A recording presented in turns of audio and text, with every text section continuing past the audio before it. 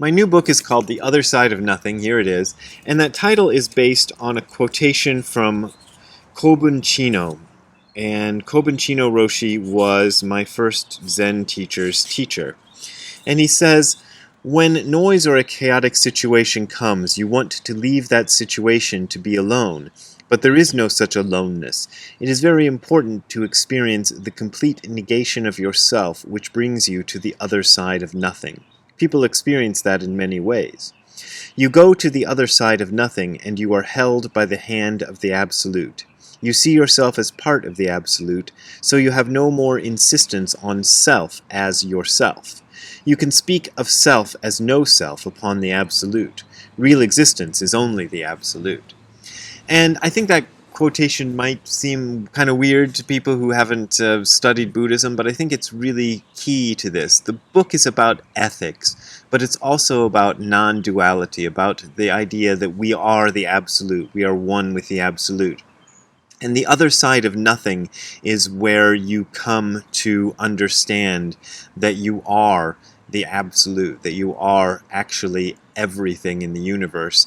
And because you are everything in the universe, you have no need or desire to cause harm to anyone else or anything else.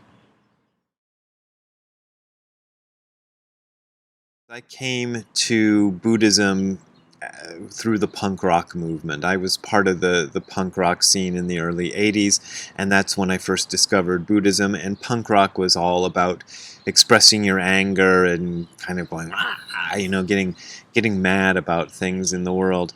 And when I discovered that the Buddhists say don't give way to anger, that was really difficult for me because I thought anger was something that just happened. But I found out that anger is, in a sense, I was right. Anger is something that just happens, but dwelling on anger is something that you actually have to make an effort to do. And so not dwelling on anger is not really an effort to make anger go away, but it's exactly what it says. Don't dwell on anger. Don't give way to anger. Don't make anger into yourself. That's the message that that precept is trying to convey.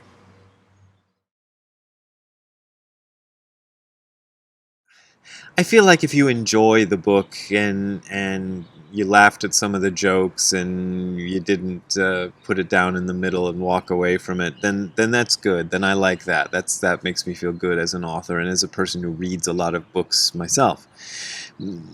I think the world is in search of ethics. I think we've been in search of ethical principles ever since humans have been around. We've been trying to figure that out.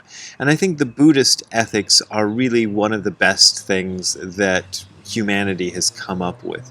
And it's an ethical system based on non-duality. It's based on the understanding that we are all one and that we are all intimately interconnected, and that anything I do to another person or to any other being is something I'm doing ultimately to myself.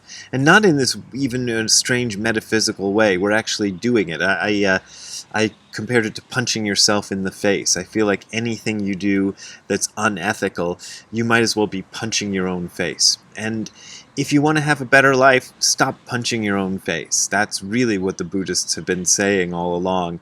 And so the ethical system is about treating others as if they are yourself, because the understanding is that they really are literally yourself.